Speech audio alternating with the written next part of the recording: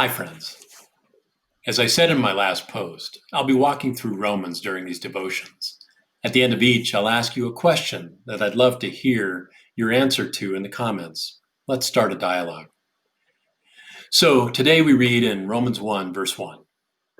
This letter is from Paul, a slave of Christ Jesus, chosen by God to be an apostle and sent out to preach his good news. This man, Paul, identifies himself as a slave of Christ Jesus.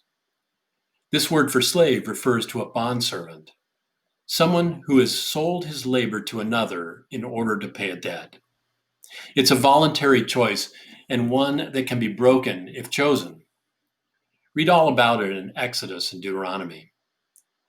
Paul has been transformed from a respected leader in the Jewish religious leadership to a slave of Jesus Christ. Then Paul says he's been chosen by God to be an apostle and sent out to preach his good news.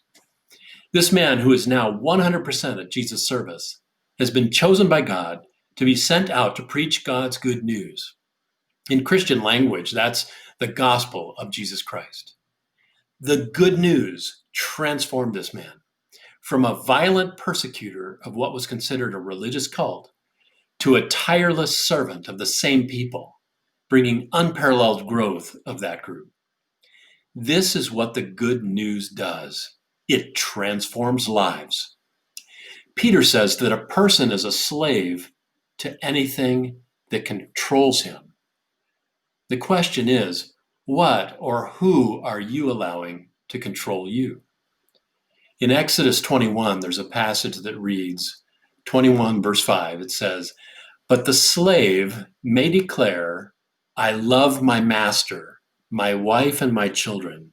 I don't want to go free.' If he does this, his master must present him before God. Then his master must take him to the door or doorpost and publicly pierce his ear with an awl. After that, the slave will serve his master for life." 34 years ago, and at various times since then, as we've grown to understand more of what this means, this is exactly what Robin and I have done.